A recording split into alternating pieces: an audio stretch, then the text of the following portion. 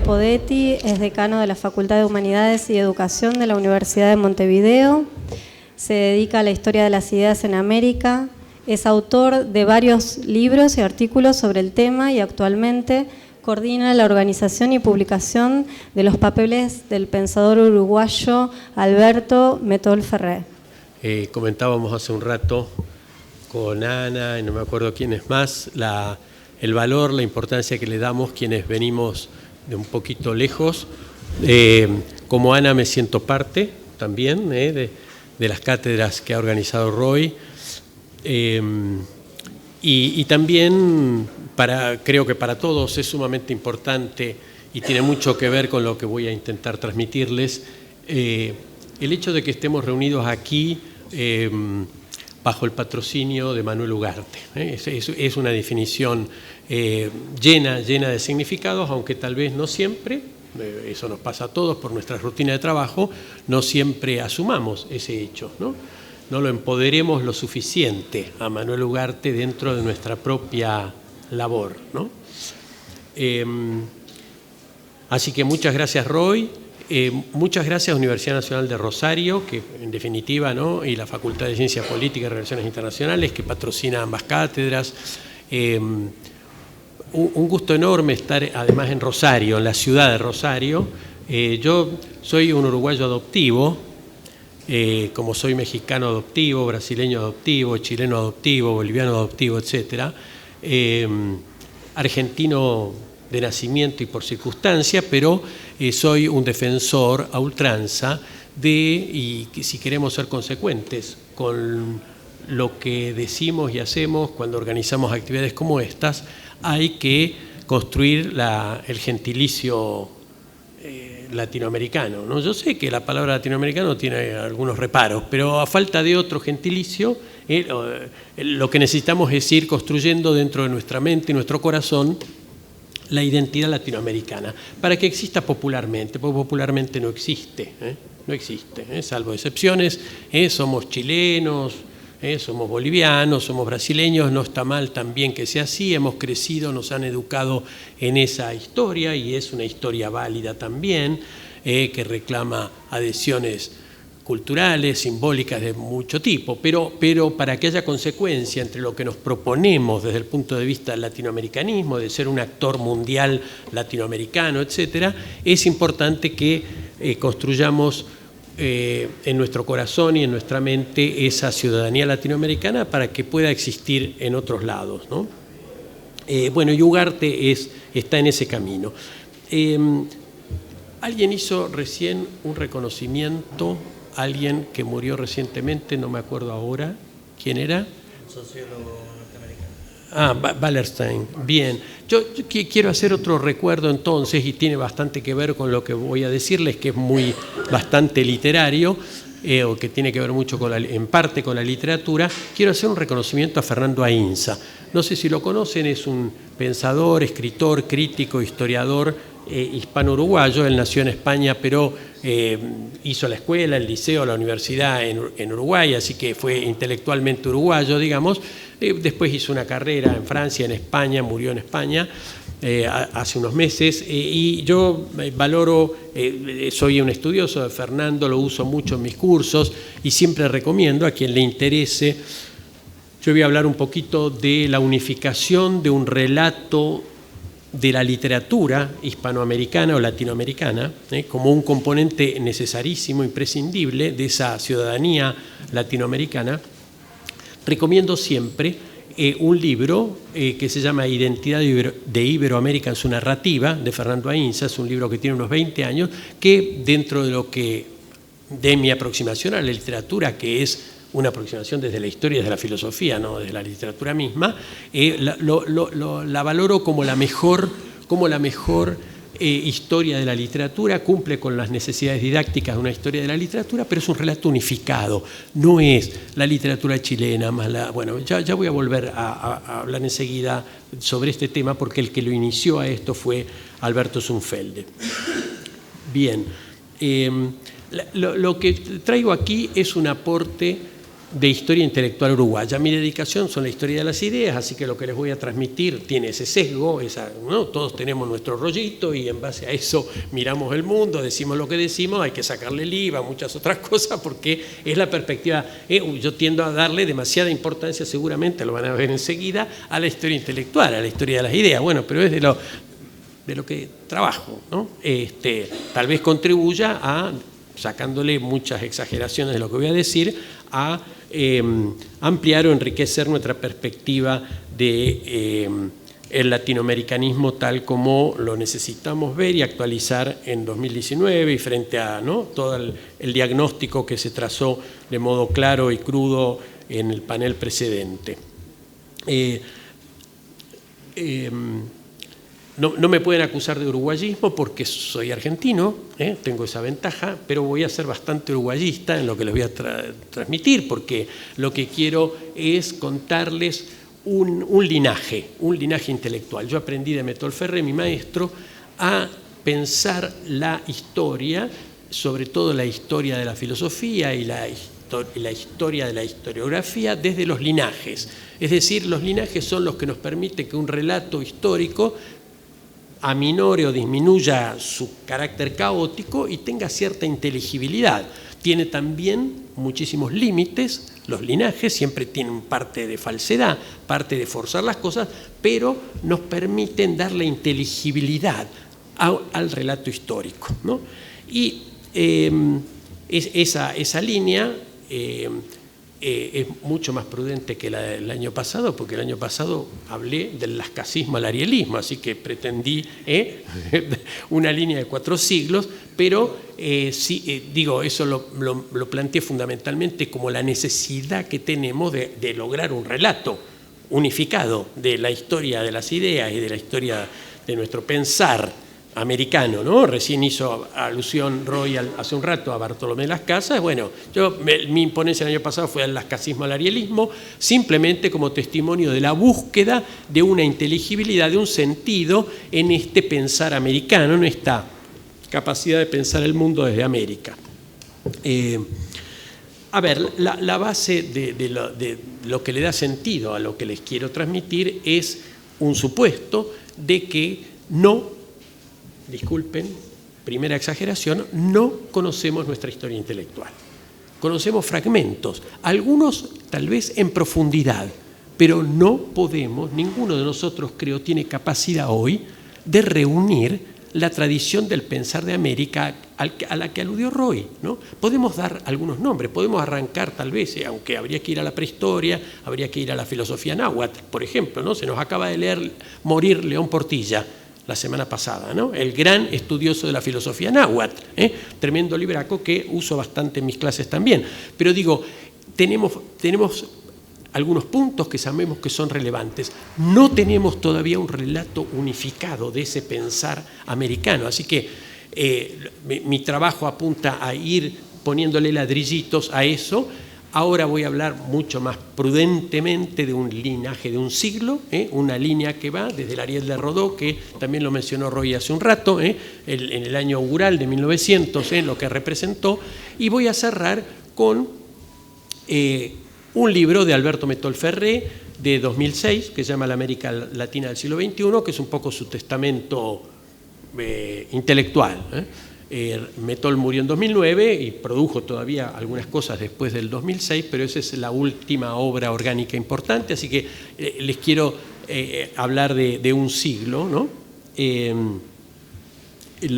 Plantearles cuál es la idea. Bueno, voy a hablar de 4 personajes que son, empezando por Rodó, siguiendo por Zunfelde, siguiendo por Emir Rodríguez Monegal y cerrando en Metol. Es un ciclo de un siglo donde personajes completamente distintos en su modo de pensar, en los enfoques de su trabajo y con relaciones disímiles entre ellos, sin embargo, pueden verse de un modo consistente.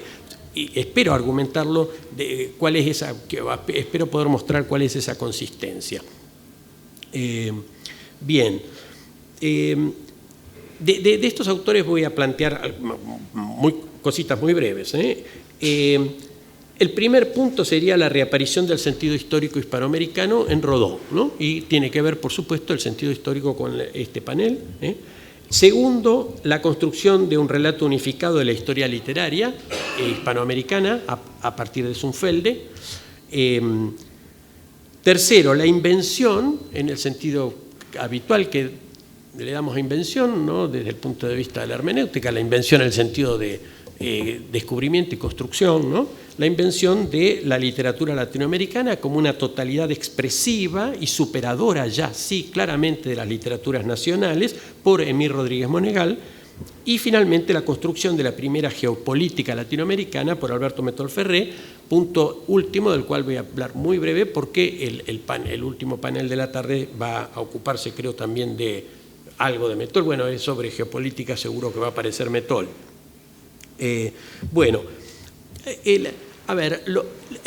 La primera cuestión que une a estos cuatro autores y a estas obras que menciono es su intento de inteligibilidad de América Latina. Claramente, no son cuando ninguno de los cuatro autores se le ocurrió estudiar el Uruguay, pensar la mismidad uruguaya o que sea la uruguayidad o lo que fuere. Son cuatro pensadores. En esta línea podría agregar muchos más. Podría agregar desde el arte a Joaquín Torre García, desde el periodismo a Carlos Quijano, desde el periodismo y desde la economía. Podría agregar a Eduardo Galeano. En fin, hay muchos más nombres que está dentro de esta línea que para marcar he seleccionado cuatro. Pero digo, esta peculiaridad es curioso porque Uruguay, en general, los uruguayos se sienten poco latinoamericanos. Ellos creen que es una originalidad, pero en mis viajes he podido comprobar que todos los latinoamericanos no se sienten, los chilenos dicen Latinoamérica, no sé, pero los peruanos también, y los costarricenses también. Es una cuestión que hay que asumir, pero los uruguayos la asumen sin complejos. Nosotros con Latinoamérica no tenemos mucho que ver, ¿no? Y esto tiene una razón de ser muy clara porque es indudable que Uruguay es el país más excéntrico de América Latina. Es el país más austral, porque Argentina y Chile, que son más australes territorialmente, sin embargo, por su extremo norte se insertan en el núcleo profundo de Sudamérica, ¿no? Del mundo andino y el mundo guaraní misionero, en el caso argentino también. En cambio, Uruguay no. Así que Uruguay es una especie de portaaviones desarmado, porque el Uruguay no es un país militarista, pero un portaaviones enfrente de la costa, ¿no? ¿Qué quiere decir esto? Yo pienso, por ahí he escrito algunas cosas, porque Metol hablaba del balcón uruguayo, me gusta esa metáfora, no sé si conocen Montevideo. Bueno, ¿saben lo que es Montevideo? Es un balcón de 30 kilómetros y algunas casas detrás del balcón. Es una ciudad completamente longitudinal que sigue la costa, ¿no? Y entonces Metol hacía bromas diciendo, bueno, los uruguayos durante 2 siglos, un siglo y medio, nos pasamos mirando a Europa. Lo que venía del océano era la civilización, era el progreso, la modernidad. Entonces todos queríamos estar en el balcón y como no alcanzaba, ¿no? Lo fuimos extendiendo hasta que llegó a un balcón de 30 kilómetros, ¿no? Entonces, y él decía, claro, la virtud de Rodó es que agarró el balcón, ese que miraba al océano, y lo giró y lo puso a mirar para adentro, ¿no? Pero no perdió la virtualidad de gran mirador por esta excentricidad uruguaya. Entonces yo digo, no es tampoco un azar, no voy a hacer el gran elogio de lo que han hecho los aportes uruguayos, pero digo, me parece que es un punto de mira. Hemos hablado bastante de la situación, de la situacionalidad, y los puntos de mira todos sabemos lo importante que son en el modo de cómo condicionan la forma de pensar. Así que hay un balcón uruguayo, un mirador uruguayo sobre América Latina que tal vez está en condiciones de hacer algunos aportes para pensar el conjunto, que es más difícil hacerlos de Brasil. Perdón, me meto con Brasil, soy brasileño adoptivo también. Digo, Brasil es una realidad tan compleja y continental que apenas alcanza a ver afuera de sus fronteras. Tal vez no estemos del todo de acuerdo, pero digo, pensar Brasil no es pensar Uruguay.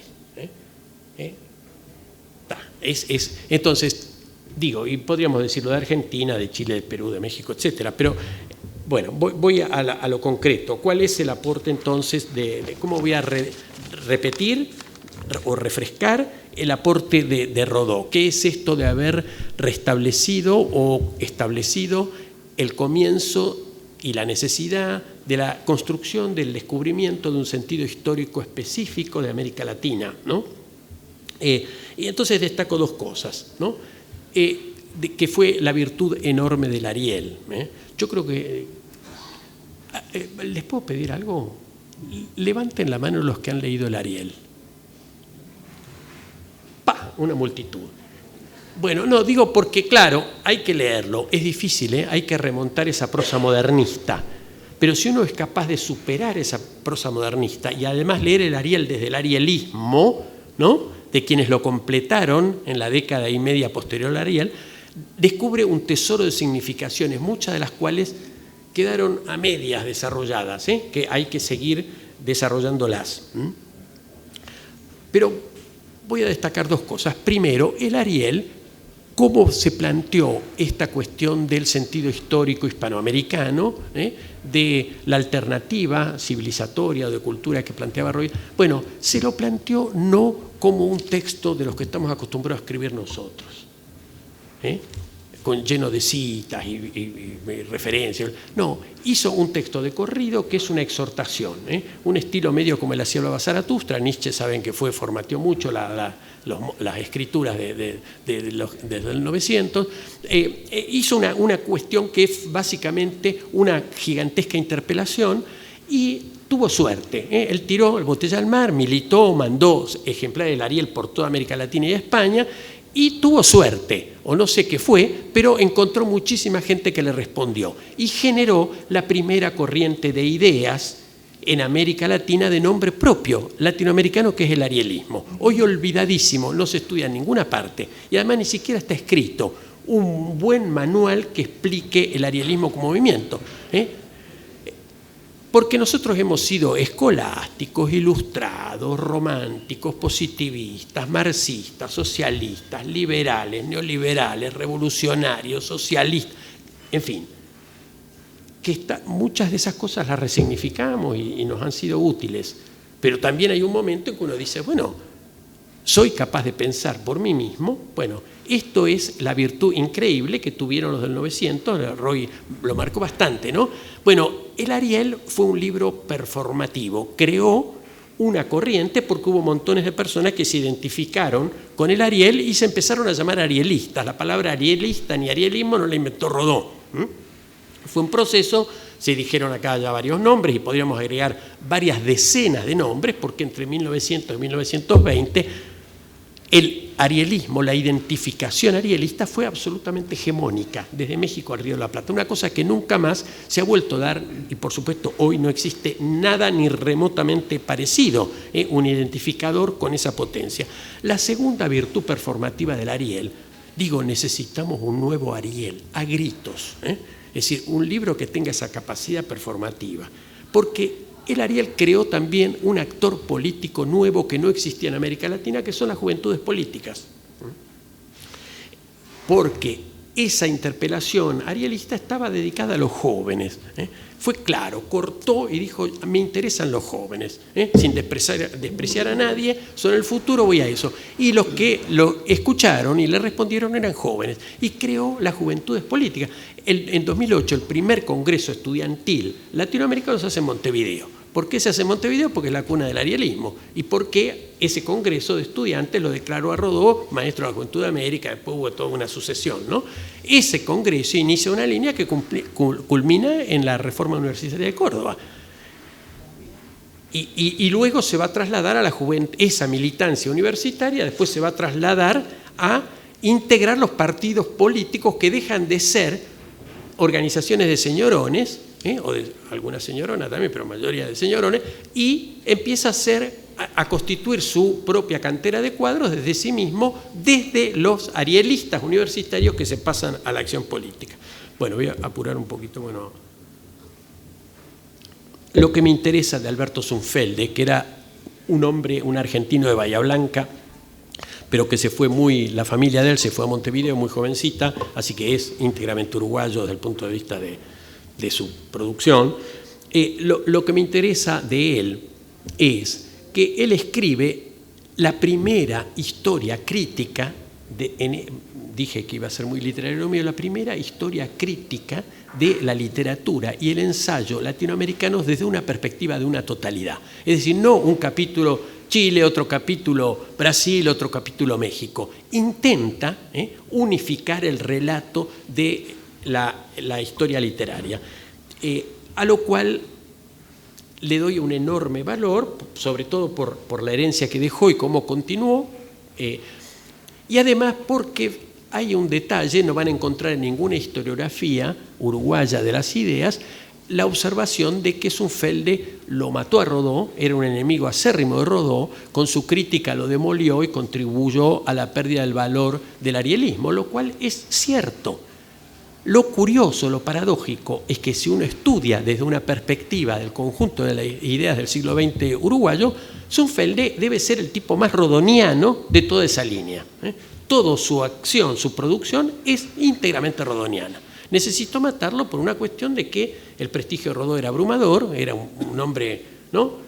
Ya se lo puso en el bronce de inmediato y bueno, y se quedó en manos de los repetidores y tal. Así que digo, a veces cómo es necesario para entender la lógica de los linajes ir más allá de lo que la superficie nos indica, ¿no?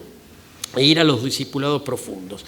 El concepto de subalternidad no es para reivindicar la paternidad, pero aparece en un libro de Zunfelde de 1943, El problema de la cultura americana. Y es un ensayo sobre la cultura, una de las primeras teorías de la cultura latinoamericana, en donde claramente está planteado toda la problemática y el esquema desde la subalternidad. Todavía que yo sepa, la categoría no estaba inventada. Bueno, sigo con Rodríguez Monegal.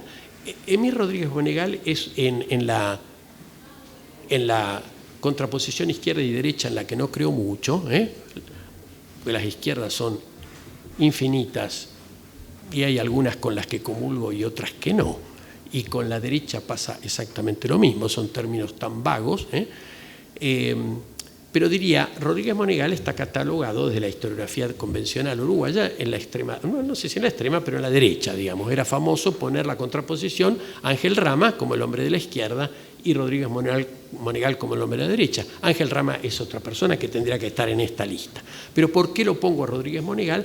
Porque algo que ya reconoce la historiografía literaria en casi todos los países, desde México, Brasil para abajo, es el rol que le cupo en la invención, descubrimiento, construcción, como le queramos llamar, de la literatura latinoamericana.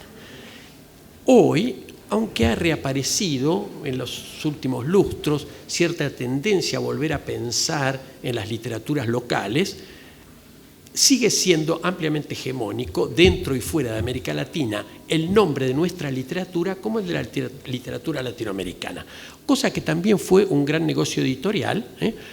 Rodríguez Monegal fue el principal responsable de que la nueva narrativa latinoamericana, desde Miguel Ángel Asturias hasta García Márquez, etcétera, se empezara a traducir a la mayoría o casi todas las lenguas modernas. Si hoy se lo lee a García Márquez en japonés, en coreano, bueno, es, entre otras cosas, por el papel relevante que en esto, en hacer una mirada crítica de conjunto, de la literatura latinoamericana hizo Rodríguez Monegal. Él se quedaba afónico en cada lugar que lo invitaban y las polémicas que provocaba con eso, en sentarse, lo invitaban a Venezuela, decía, lo primero que decía, no existe la literatura venezolana, ¿no? Iba a México, no existe la literatura mexicana. Fue un militante de la unificación del relato literario en discipulado, consciente en este caso, con Zunfelde, ¿no? Y con Rodó. Bien, termino ya con la alusión a Metol.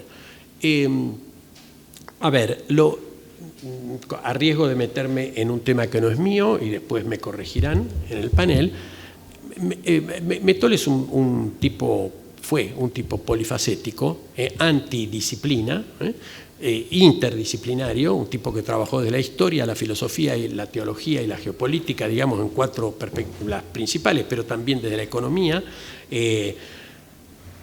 Y se podrían hablar mucho de sus aportes, de distinto tipo, entre otros, bueno, por supuesto es uno de los maestros del Papa Francisco, él lo reconoce siempre. Pero me interesa plantear lo siguiente. Mi hipótesis es que Mettol Ferré, hasta donde yo conozco, es el autor de la única geopolítica latinoamericana. Bueno, no digo que él hizo ya una geopolítica latinoamericana, pero dio los elementos para una geopolítica latinoamericana. ¿Qué quiero decir? La geopolítica es una especialidad de la cual a veces se desconfía bastante, en fin, se la suele llamar en realidad relaciones internacionales, en fin, no tiene un nombre académico, no hay carreras de geopolítica que yo sepa, pero digamos, todos sabemos lo que significa. Y ha sido poco cultivada en América Latina, ¿no? Esto Mettol siempre decía, bueno, en realidad los países coloniales o semicoloniales es difícil que hagan geopolítica porque es difícil pensar el mundo desde un lugar que no sea hegemónico, y sin embargo él lo hizo.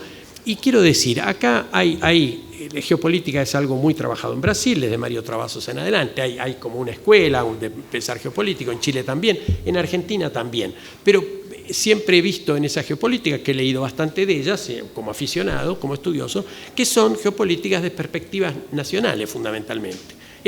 ¿Tenemos geopolítica brasileña? Creo que sí. ¿Tenemos geopolítica argentina? Creo que sí. ¿Tenemos geopolítica chilena? Mettol, si le hubieran dicho vas a hacer geopolítica uruguaya, como cualquier cosa, él pensaba, siempre se hubiera sonreído, con cariño, porque él también era muy uruguayo, pero él intentó hacer una geopolítica latinoamericana. ¿Cuáles son los elementos que creo que él dejó? Discernir qué es América Latina en términos geopolíticos, porque cuando hablamos de América Latina hacemos una bolsa indefinida, que no sabemos dónde empieza ni dónde termina. Él hace un discernimiento muy claro. Él es uno de los padres intelectuales de UNASUR porque defendió con un sentido estratégico la necesidad de que hubiera una unificación del continente sudamericano, cosa que los mexicanos nunca entendieron muy bien y que también la criticaron mucho. ¿Por qué si debe ser Latinoamérica y por qué usted es Sudamérica? Bueno, no voy a ir a ese detalle, pero hay un discernimiento geopolítico, ¿no? Hay razones estratégicas para pensar que un Estado continental es posible realizar en Sudamérica y no en la totalidad de Latinoamérica hoy, aunque tal vez lo sea en el futuro. Y dentro de Sudamérica hizo un discernimiento también muy ¿qué es hacer la unidad sudamericana? No es hacer cualquier cosa, ¿no? Elaboró mucho los pasos posibles y prácticos. Bueno, esa perspectiva, aunque se valió, por supuesto, de autores brasileños, él siempre le hizo un gran reconocimiento a Travassos, y tuvo un diálogo estrecho con Hélio Jaguaribe para pensar esto. Fue muy influido por Perón y siempre lo reconoció y demás. Yo creo que hay esa originalidad de pensar la geopolítica desde América Latina. Se pudo hacer porque Mettol es como el último eslabón de una cadena que no solo tiene los nombres que yo dije, sino otros, que es Historia Intelectual Uruguaya. Y una reflexión final. Yo no soy, aunque en mi juventud fui medio nacionalista, siempre fui peronista de familia, pero intelectualmente me influyó mucho el nacionalismo, sobre todo el revisionismo histórico nacionalista. Pero estoy completamente curado de los nacionalismos.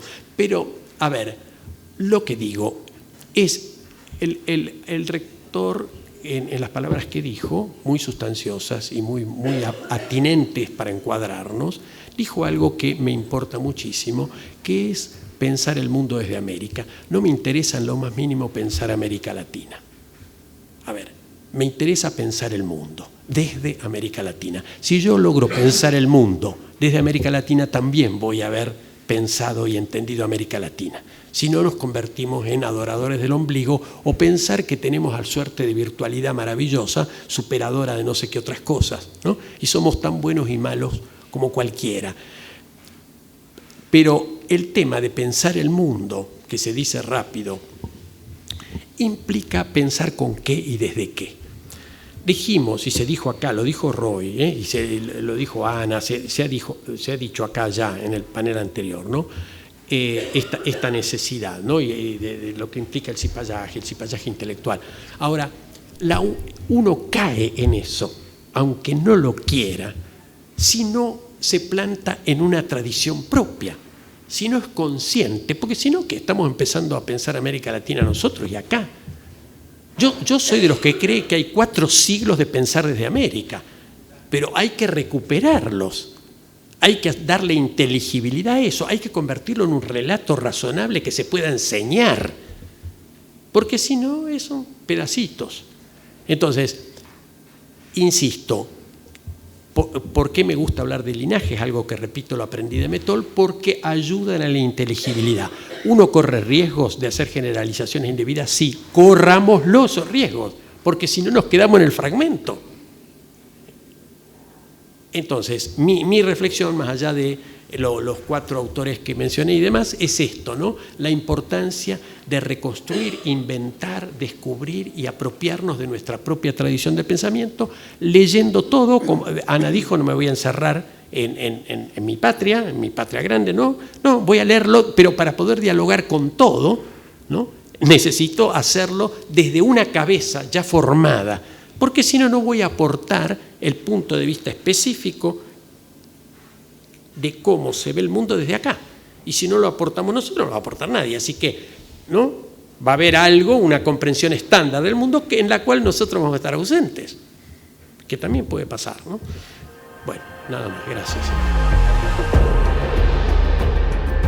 José Tassat, licenciado en Psicología por la UBA y doctor en Educación por la UNTREF y la UNLA, coordinador de las siguientes publicaciones: El Hedor de América, Reflexiones interdisciplinarias a 50 años de la América Profunda, de Rodolfo Kusch; Pensar América, Pensadores Latinoamericanos en Diálogo; y Arte, Estética, Literatura y Teatro en Rodolfo Kusch. Autor de Políticas Culturales Públicas y del dossier sobre pensamiento de Rodolfo Kusch. Su último libro, que presenta en la ciudad, La educación negada, aportes desde un pensamiento americano. Es necesario recuperar nuestro pasado para redescubrir nuestras identidades. Esto es lo que nos propone Kusch, entender nuestro presente a partir de nuestro pasado americano.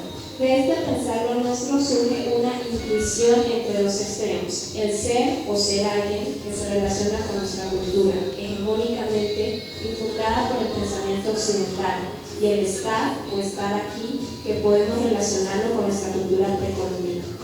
Otro concepto fundamental propuesto por el filósofo es el de fagocitación, que surge de la conjunción del ser y del estar, pero que nosotros percibimos como jerarquización entre el mundo de los blancos y el mundo de los indios. Es desde esta supremacía del ser sobre el estar aquí que leemos nuestros capítulos, porque sabemos que nuestras ideas, nuestras palabras, nuestros conceptos no salen de cavernas oscuras ni caen desde el cielo. Hoy nuestra América está construyendo futuros más seguros. Pensar lo propio es, entonces, pensar en lo apropiado, lo que hemos construido y lo auténtico. Esto no significa que sea necesario llevar otros conocimientos, sino que la aventura que Kusch nos propone es pensar desde aquí, desde nuestro universo situado, para poder trascendernos y apropiarnos, empoderarnos.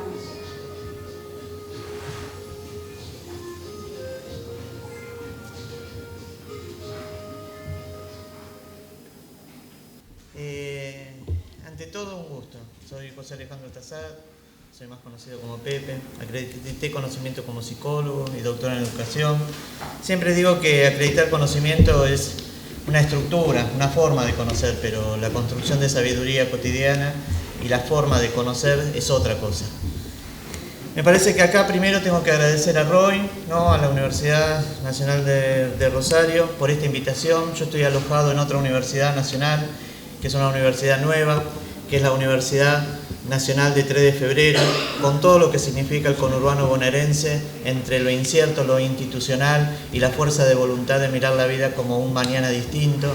A mí me parece que esta posibilidad de encontrarnos en un segundo momento, en esta segunda invitación, obedece a esta persistencia emotiva de que hay algo de un acierto en un pensamiento situado, seguramente americano, que tiene una manera diferente de estructurar la lógica de la acción, de la forma de sistematizar la acción. Cuando estaba sentado, lo único que hacía era mirar la mesa. Y en la mesa lo único que pensaba era cómo cada uno, desde el campo disciplinar que tiene, hace como parcelas, y nos hacemos especialistas del vaso o de la copa, de los anteojos, de la jarra, y cada uno habla de su disciplina.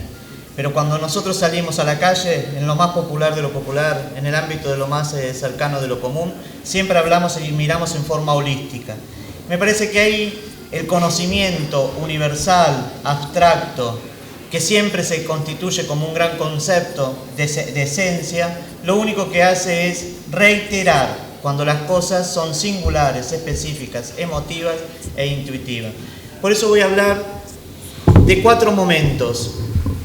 Me parece fundamental que en esta acción del campo que nosotros habitamos, es raro que este ser, esta construcción, este sujeto, este humano, esta condición humana netamente fallida, porque no hay nada más fallido que poder unir, anular o enredar o conjugar, o dije anular en vez de conjugar, pero tiene que ver con cómo se une el cuerpo, el lenguaje, es netamente fallido. El cuerpo, el lenguaje, la sexualidad y la muerte. Habitamos en un ámbito que es muy difícil conjugar. Y evidentemente lo fallido es lo que nos constituye, lo contingente es lo que siempre aparece. Me parece que ahí lo importante es pensar lo que nos convoca. Y vuelvo a insistir, Roy, y espero que me inviten para la próxima vez. Si no, desde ya saben que tienen mi correo para seguir vinculado. Pero seguir insistiendo con el ámbito de filosofía latinoamericana y de colonialidad. Me parece que hay que establecer cuidados en la lógica de las palabras que usamos. Nosotros no somos Occidente, nosotros estamos al costado de Occidente, nosotros nos constituimos como otro imaginario en el nuevo mundo. Y Occidente conlleva en su palabra su destino, dijo un filósofo, es oxiso, muerte. Nosotros, al seguir insistiendo con la construcción solamente de la filosofía, es el entramado de una mesa disciplinar que se habla a sí misma. Ahora, lo que queda fuera es la sabiduría, es otra cosa. ¿Cómo hacer? Dialogar en ese puente a saberes es el gran desafío. El campo académico supuestamente se denomina educación superior. Y Anísio Teixeira decía, ¿superior a qué? Me parece que ahí es el desafío de quienes asumen la posta de asumir un campo de la educación como aumentar las expectativas, acrecentar las esperanzas, pero no para reiterar, sino para constituir ahí, en ese porvenir específico. Por eso lo latinoamericano también es fallido, porque lo latinoamericano restringe. Si ustedes leen a Yamandú Acosta en uno de los escritos que tiene de Pensar Nuestra América, él dice, hay 3 grandes corrientes en el pensamiento americano. El panamericanismo, que involucra el ámbito de América del Norte, el latinoamericanismo, que restringe a la lógica de un imperio el dominio de una lengua, dejando afuera a todas las otras lenguas de pueblos ancestrales que no siquiera las enuncian, y posteriormente también a los afrodescendientes. Y me parece que ahí, después, la tercera actividad del pensamiento que dice Yamandú tiene que ver con nuestra América. Por eso decir Latinoamérica es restringir, acotar, no enunciar y negar a todos los otros. De eso estamos hablando cuando nos convocamos acá. Y la decolonialidad, si bien es cierto que desde el pensamiento americano hay muchos aportes, Kush con todo su aporte de la diferenciación entre ser y estar, pero más que nada Quijano con todo lo que es la conceptualización de la colonialidad que al día de hoy nos habita, más todo lo que aporta Rita Segato con la construcción del patriarcado que evidentemente nos constituye. Si nosotros miramos más abajo de la mesa, eso siempre está. Ahora, ¿qué hacemos con eso? Si nosotros nos seguimos enunciando con la palabra del imperio, nunca vamos a poder enunciarnos. Seguimos reiterando lo que dice el otro. Por eso me parece que los pensadores americanos pueden traer esta otra posibilidad de enunciarnos. Enunciar significa discernir, no una encrucijada. La encrucijada es la inhibición de la acción. Discernir es una decisión, es una determinación, es un rumbo, es un horizonte. Y la voluntad del pensar es para poder concretamente decidir. Ahora, si el campo académico solamente es un regocijo para hablarse a sí mismo de los conceptos que se hablan, en realidad no están haciendo nada, están haciendo más de lo mismo. Y me parece que esa es la gran diferencia que puede aportar el pensar. Por eso, yo quiero mostrarles algunas acciones que nosotros generamos, acciones que tienen que ver con el trabajo que hacemos de Rodolfo Kusch en las jornadas, vinculados con otros autores.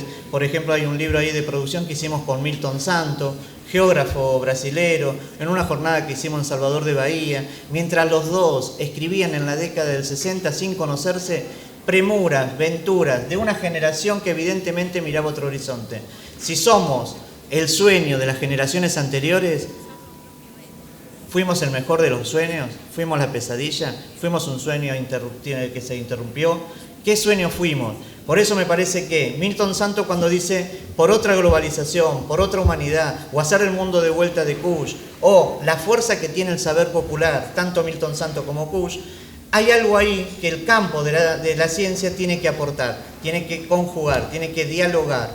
Y me parece que ahí también hay otro libro que ustedes también pueden disponer, que es Arte, Estética y Literatura y Teatro en Rodolfo Kusch, que tiene que ver con las otras vertientes de un pensador que no se quedó en el campo académico, intentó constantemente por su inquietud en transmitir otra forma de sabiduría cotidiana. Y me parece que lo que yo voy a mostrar ahora tiene que ver con acercar pensadores americanos. Nosotros armamos una plataforma virtual, pública, gratuita, donde hacemos dialogar Santiago Castro Gómez, colombiano, junto con Carlos Cuyen, Dussel, junto con Horacio González, Rita Segato, Silvia Rivera Cusicanqui, Ticio Escobar. ¿Cómo se dispone? Disponen de un diálogo de 12, de 15 minutos con sobreimpreso y con actividades sugeridas para trabajar en el aula. Inquietos como somos, nos damos cuenta que no alcanza solamente hablarle a la educación superior, porque la educación superior es un entramado, hasta en sus mismas palabras que lo dice, es una carrera, ¿no? Una carrera exacerbada de ansiedad para poder salir. Pero me parece que ahí habitarla significa crear algo diferente. Por eso ahora estamos trabajando para educación media y primaria con historietas de pensadores, de Silvia Rivera Cusicanqui, de Aníbal Quijano y de Rodolfo Kusch. Algo de esto les voy a mostrar ahora.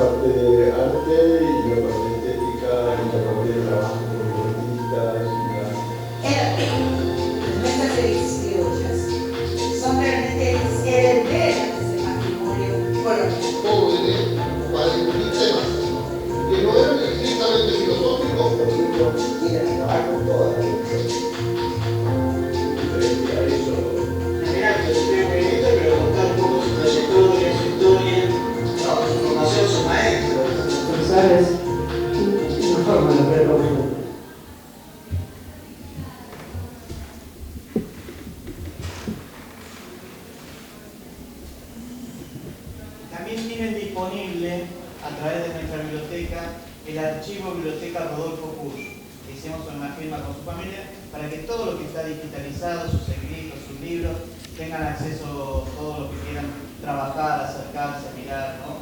O experimentar.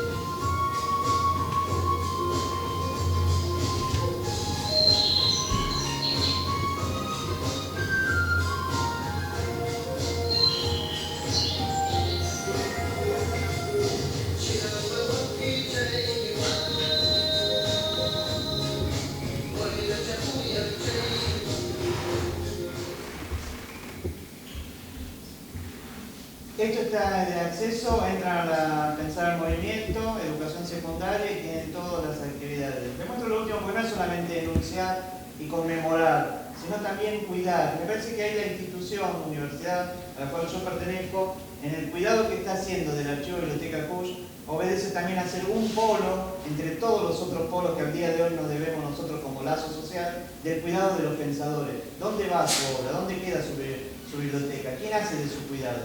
Me parece que ahí no hay ninguna ley que hoy en día proteja ese tema.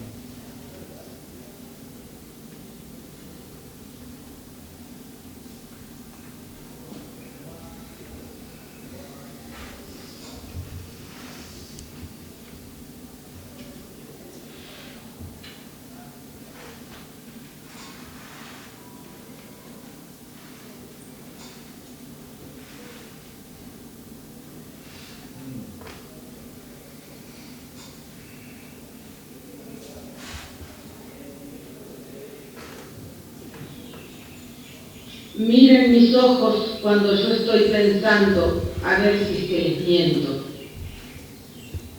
Después, si ya estoy muerto, échenme arena y agua.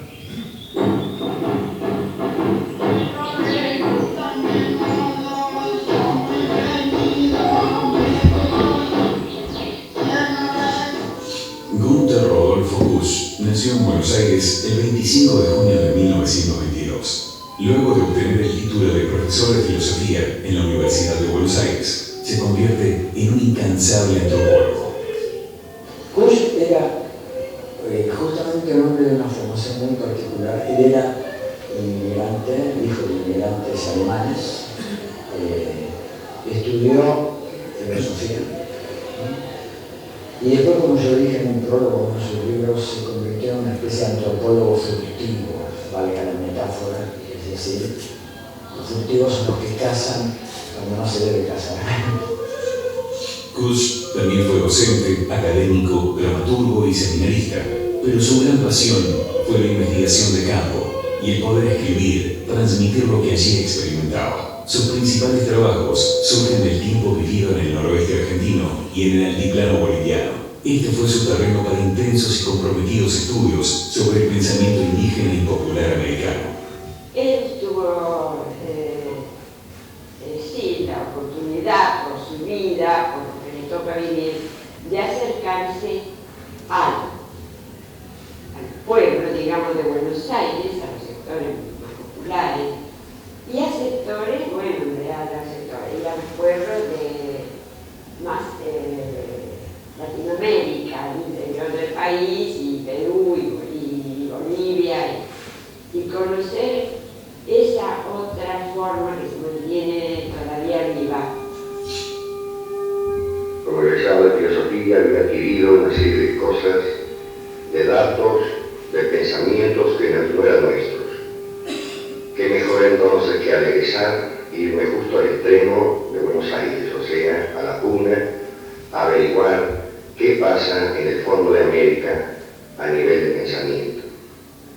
Y como ocurre en estos trabajos, se termina no solo encontrando un pensamiento en ese fondo, sino profundizando también qué es el pensar en general. Por eso escribí El pensamiento indígena americano, donde expongo qué pasa con el indígena cuando piensa y de paso viendo qué pasa con nosotros, con nuestro pensamiento en toda su extensión. En los años que vivió en el norte del país, optando por sumergirse en la América profunda, generó una impresionante cantidad de material teórico que alimentaría su obra y su nutrida biblioteca. Todo ordenado casi obsesivamente en la casita de Maimará, en plena quebrada de Humahuaca, Jujuy. Cada tarjeta, cada fichero, cada grabación y cada libro son hoy un enorme legado al cuidado de su viuda, Elizabeth Lanata de Kusch. A pedido de los encargados del programa de pensamiento americano de la universidad, especialistas de la biblioteca y centro de documentación, también perteneciente a la Universidad Nacional de 3 de Febrero, viajaron al norte argentino con una misión: la informatización y puesta en valor de la enorme herencia de Rodolfo Kusch. Era como un autor escondido en la historia, ¿bien? Era como como desconocido, pero a la vez conocido por algunos que lo podían trabajar. ¿Bien? Estamos como constituyéndose que sea visible. Y cuando nos damos cuenta que es visible, somos muchos los que lo veníamos trabajando. El grupo se encuentra con lo que parece un tesoro escondido, una habitación detenida en el tiempo, cubierta de polvo y a la vez intacta. Al abrir la pequeña ventana, se descubren sábanas de plástico protegiendo anaqueles con escritos, libros, fichas, borradores y una joya invaluable, un antiguo grabador que trae voces del pasado, registros de Kush que vuelven a iluminarnos con su excepcional trabajo de campo. Se avanza lentamente, pero con seguridad. Se pacta con Elizabeth modificar el material lo menos posible y se aprovecha su increíble memoria y lucidez para ubicar cada archivo, por pequeño que sea. Se limpia, etiqueta y restaura con extremo cuidado. El método de Kush fue algo muy interesante. Él fue un adelantado de su época en pensar otra globalización, pero a la vez pensó un método distinto, que fue escuchar al otro para desde ahí sacar la palabra. No constituirse en la contemplación y designar al otro, sino que desde esa palabra generar otro significado. Pero el significado está ahí. Entre los imprevistos que surgen durante las largas horas de trabajo, hay uno que obliga a detener la tarea. La instalación eléctrica se vuelve un verdadero peligro y exige reparaciones. Los especialistas de la universidad regresan a Buenos Aires con el deseo de volver pronto. Y no solo regresaron una vez y con más colaboradores, sino que hubo un tercer viaje. El trabajo se hace cada vez más fluido y apasionante. Se identifican las cintas de audio que son transferidas a diversos formatos para poder compartirlas online. Se avanza en un inventario para el archivo, mientras Elizabeth sigue encontrando escritos de su esposo. También se comienza con el escaneo de los documentos de archivo y su descripción en paralelo al inventario analítico. Todo lo que guarda la casita de Maimará es una tarea tan larga como gratificante. Un verdadero orgullo para el equipo de la universidad. Un trabajo que pronto alcanzará su objetivo final, que cualquiera pueda acceder al maravilloso legado de Rodolfo Kush. Me parece que lo que trae Kush como viento tiene que ver con la identidad. Y esta década lo que permite es recobrar la identidad para darle otro sentido. Por eso para nosotros no es Kush en el pensamiento de Argentina, sino es Kush en el pensamiento de América.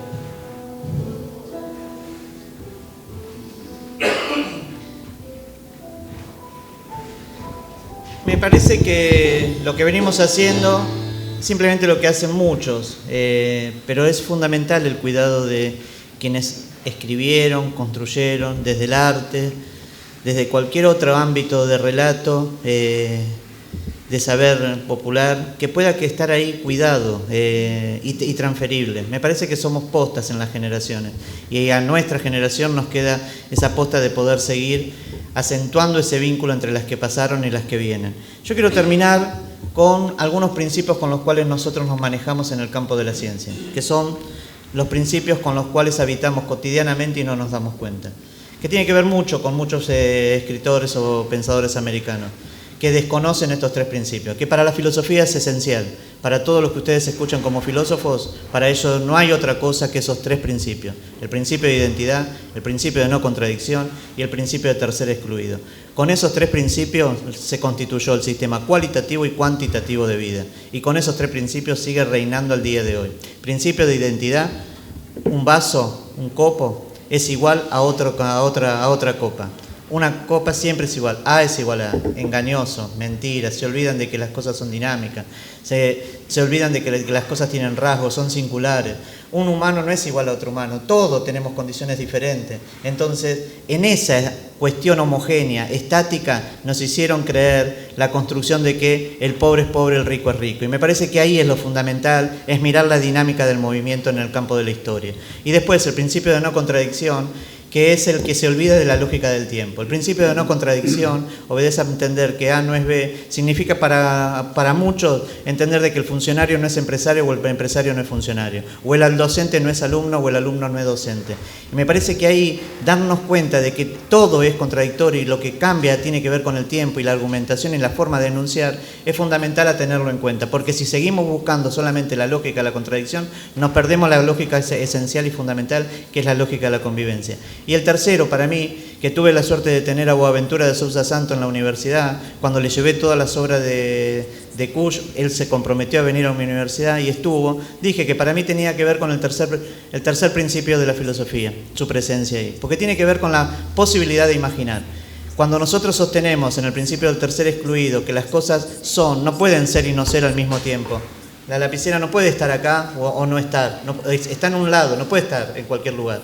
Entonces, si nos perdemos la posibilidad de imaginar, si seguimos constituyendo de que la montaña es montaña o no es montaña, pero para muchos pueblos la montaña es el abuelo, como dice Kusch, nos perdemos la posibilidad de crear ficciones y narrativas distintas, que las narrativas están, el tema es saber escucharlas, el tema es no anularlas, el tema es no dominarlas, el tema es no designar desde el ser monádico, que designa a todas las cosas, más que nada el campo de la ciencia, a entender la correspondencia y la complementariedad del vínculo que nosotros nos constituimos. Por eso, entre estos tres principios que son totalmente engañosos y las lógicas con las que nosotros nos manejamos, que es la lógica formal, la lógica dialéctica, solamente piensan en los opuestos y en la superación, pero nada de eso se va, todo de eso convive. Toda la oralidad y la memoria de la historia está presente. Por eso es mucho más fácil seguir con los anteojos que seguimos estableciendo para mirar las cosas que animarnos a escuchar al otro y en su forma de enunciar decir sus sentidos, porque detrás de todo yo